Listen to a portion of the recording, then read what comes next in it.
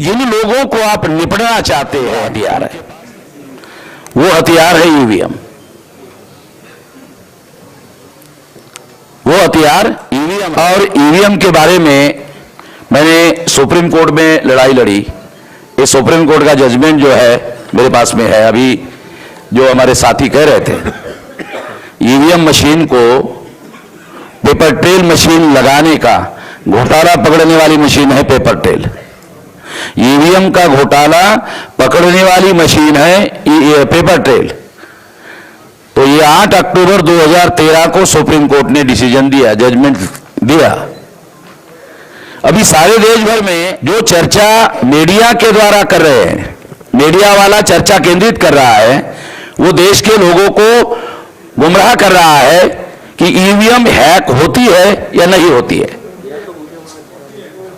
EVM hack होती है या नहीं होती है, मीडिया इस मुद्दे पर कॉन्सेंट्रेट कर रहा है, जबकि 8 अक्टूबर 2013 को सुप्रीम कोर्ट ने यह निर्धारित कर दिया कि ईवीएम हैक होती है। जजमेंट लिखा से जजमेंट ले लेना जिसको भी चाहिए। सुप्रीम कोर्ट ने यह मान लिया कि ईवीएम हैक हो सकती है। उर्मिला जी आप भी लिख लीजिए, इस पर मेरे पास से ले लीजिए, ज्यादा समय नहीं तो एक एक बात आपको सुप्रीम कोर्ट के जजमेंट की एक एक बात विस्तार से समझाता।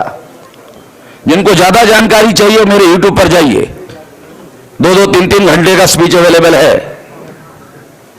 8 अक्टूबर 2013 का जजमेंट है, ईवीएम हैक हो सकती है।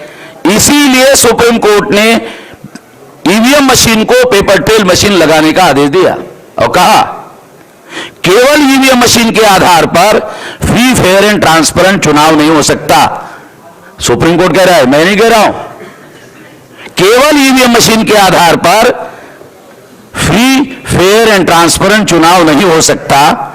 इसलिए सुप्रीम कोर्ट ने पेपर ट्रेल मशीन लगाने का आदेश दिया 8 अक्टूबर 2013 को। 2014 के लोकसभा में चुनाव आयोग ने इसे नहीं लगाया। मैंने चुनाव आयोग को लेटर लिखकर पूछा, नहीं लगाया, कितना लगाया? तो उन्होंने लिखित जवाब दिया मुझे, मैंने सुप्रीम कोर्ट में दिया। उसका परसेंटेज निकालकर मैंने सुप्रीम कोर्ट को कहा, परसेंटेज था 0.33%। पेपर ट्रेल मशीन लगाया। मैं सुप्रीम कोर्ट में गया और 100% ईवीएम मशीन को पेपर ट्रेल मशीन लगाई जाए लिए मैंने केस दायर किया और 24 अप्रैल 2000 सुप्रीम कोर्ट ने मेरे केस में जजमेंट दिया और 3,567 करोड़ रुपया नरेंद्र मोदी को पेपर ट्रेल मशीन खरीदने के लिए आदेश देना पड़ा, मंजूर करना पड़ा। ये मेरे केस पर नरेंद्र मोदी को 3,567 करोड़ रुपया मंजूर करना पड़ा।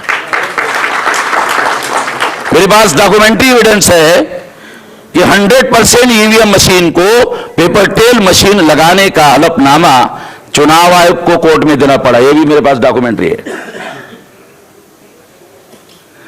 मैंने जो डॉक्यूमेंट सुप्रीम कोर्ट को दिया था वो जजमेंट उन्होंने नहीं दिया। डॉक्यूमेंट्री देने के बावजूद भी मैंने पेपर ट्रेल मशीन से जो कागज बाहर निकलता है उस कागज की गिनती होनी चाहिए, ऐसा जजमेंट सुप्रीम कोर्ट ने दिया। मैं थोड़ा आधा मिनट उसको पढ़ के सुनाता हूं क्योंकि आप लोगों को ओरिजिनल चीज मालूम होनी चाहिए। सुप्रीम कोर्ट ने जजमेंट दिया कि पेपर ट्रेल मशीन से निकलने वाला जो कागज है उसकी गिनती होनी चाहिए।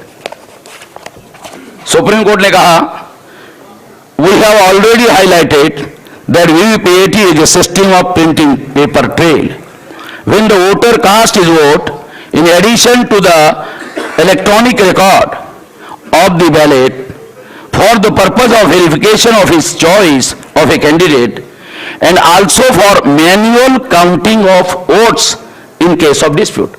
Manual counting of votes, Ishwariya साहब, क्योंकि आप जुडिशरी के हैं, मैनुअल काउंटिंग का ऑर्डर दिया है सुप्रीम कोर्ट ने 8 अक्टूबर 2013 का।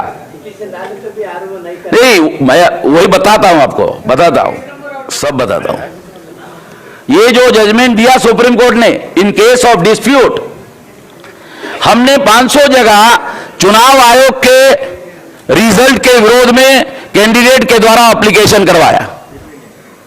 यह सुप्रीम कोर्ट का ऑर्डर है। हमने एप्लीकेशन किया कि मैन्युअल काउंटिंग होनी चाहिए। चुनाव आयोग ने मैन्युअल काउंटिंग करने से इनकार कर दिया। उसका एविडेंस लेकर मैं सुप्रीम कोर्ट में गया। सुप्रीम कोर्ट में 18 तारीख को मेरी हियरिंग थी। सारे सबूत दे दिया, डॉक्यूमेंट्री सारे सबूत देने के बाद 18 तारीख को मेरी हियरिंग थी, जनवरी को। ये 18 को, ये कल वाली 18 जो गई, क्योंकि मैंने जो डॉक्यूमेंट दिए उसका चुनाव आयोग के पास एक भी सवाल का जवाब नहीं है। तो उनको लगा एक भी सवाल का जवाब नहीं, साला वकील कैसे भेजे? जज साहब, वकील भेजा नहीं, चुनाव आयोग ने वकील नहीं भेजा। तो जो चीफ जस्टिस के कोर्ट में भी केस थी, वो बहुत गुस्सा हो गया। उसने कहा कि केस पर तो आपने जवाब नहीं दिया। चुनाव आयोग को कहा वकील क्यों नहीं भेजा, 24 घंटे में जवाब दिया जाए। रिटर्न ऑर्डर दिया 18 तारीख को। 19 तारीख को चुनाव आयोग का वकील हाजिर हुआ। ये क्यों नहीं हुए हाजिर? कहा कि मेरे परिवार में मौत हो गई थी। तो चीफ जस्टिस ने कहा जूनियर लॉयर को भेज देते ये बताने के लिए कि मेरे परिवार में मौत हो गई। वकील कुछ भी नहीं बोला, चुप रहा। चीफ जस्टिस को विश्वास नहीं हुआ कि ये वकील सच बोल रहा है। उसने दोबारा ऑर्डर दिया, ये जो आपके परिवार में मौत हो गई, ये हलफनामा दाखिल करके कहिए। जज साहब यहां है, बात मेरी समझ रहे होंगे, क्योंकि मैं जजेस को भी समझता हूं, वकीलों को भी समझता हूं, बदमाशों को बहुत अच्छी तरह समझता हूं। मेरी सबसे ज्यादा नजर जो कॉन्स्टिट्यूशनल पोजीशन पर ऑक्युपाइड है वो ज्यादातर बदमाश लोग हैं।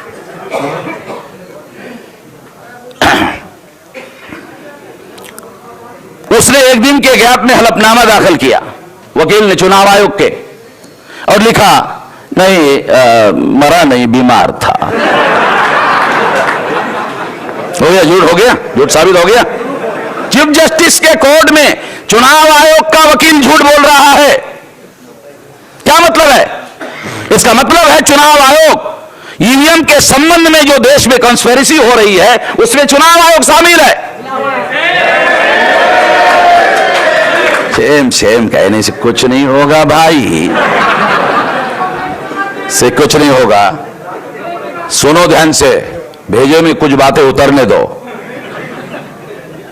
जो चुनाव आयोग जो ये कहता है कि ईवीएम मशीन हैक नहीं होती, और सारे अपोजिशन के लोग ईवीएम हैक होती है इस मुद्दे पर चर्चा कर रहे हैं। मैं विरोधी पार्टी के लोगों को, आप लोगों के द्वारा यह अनुरोध करता हूं कि सुप्रीम कोर्ट ने जो ऑर्डर दिया, पेपर टेल जो कागजी मतपत्र बाहर निकलता है, अगर कोई कैंडिडेट रिकाउंटिंग की मांग करता है तो रिकाउंटिंग होनी चाहिए। ये मांग करे विरोधी पार्टी, सुप्रीम कोर्ट के आदेश पर अमल करे चुनाव आयोग, ये मांग करे। जासी समझ में आ रहा है क्या दे रहा हूं? सुप्रीम कोर्ट ने ऑर्डर दिया हुआ है, ये मांग करे यदि पेपर ट्रेल मशीन से निकलने वाला जो कागज है, अगर वो रिकाउंटिंग में गिनती करने का आदेश सुप्रीम कोर्ट ने दे दिया, जो मेरी केस अभी है, अगर हुआ तो चीफ जस्टिस ऑर्डर लिखने के पहले, डिक्टेट करने के पहले चोरों को मालूम हो जाएगा कि यह ऑर्डर हो गया है। चोर को पहले मालूम हो जाएगा और टाइप बाद में होगा। जैसे ही मालूम हो जाएगा कि अब इलेक्ट्रॉनिक रिकॉर्ड में हम जो घोटाला करते हैं वो पेपर ट्रेल मशीन में पकड़ा जाएगा, और हर चुनाव क्षेत्र में अब लोग इन केस ऑफ डिस्प्यूट में एप्लीकेशन करेंगे, रिकाउंटिंग की मांग करेंगे, और रिकाउंटिंग की मांग होते ही रिकाउंटिंग होगा।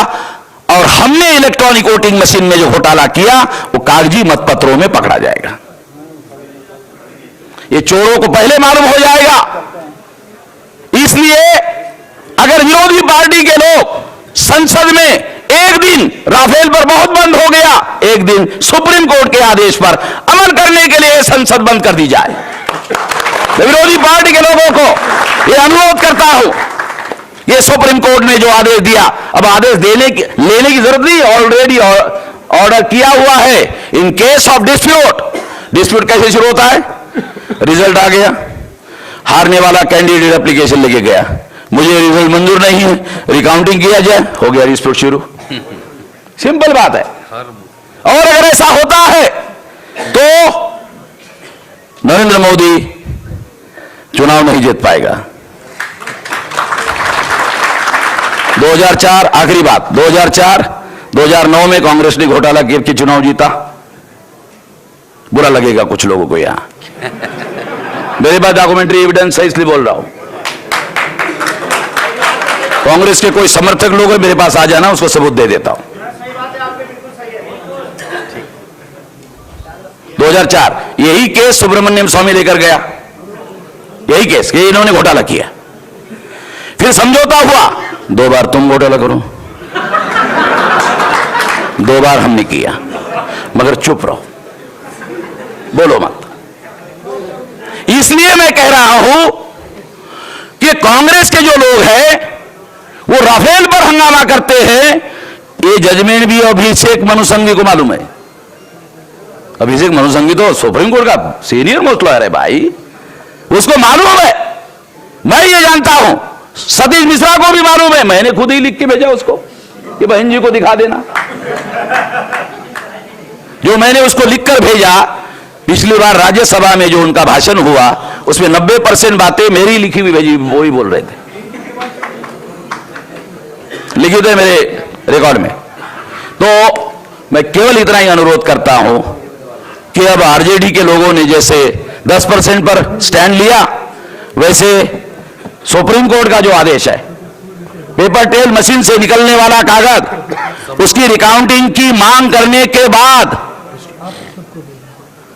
अगर कोई मांग करे तो रिकाउंटिंग हो, बस इसके लिए अगर एक दिन पार्लियामेंट बंद हो जाता है तो सारे देश के लोग मालूम हो जाएगा। हम लोग, आखिरी बात, वामसे भारत मुक्ति मोर्चा, ऑफशूट ऑर्गेनाइजेशन और बहुजन क्रांति मोर्चा 540 जिलों में हम लोग कार्यरत है। पूरे संगठन शक्ति के साथ ही मंडल साहब को मालूम है भाई, ये हमारा नैतिक समर्थन है। ये नैतिक समर्थन का क्या मतलब है भाई? ये निर्गुण भाषा है, इसका कोई गुण नहीं है। ये नैतिक समर्थन, इसका कोई गुण थोड़ी है। पूरे संगठन शक्ति के साथ इस आंदोलन में हम लोग शामिल हैं, सारे देश भर में, और हमने दूसरे कार्यक्रमों पर यही करेंगे और कुछ नहीं करेंगे। बस इतना ही कहता हूं।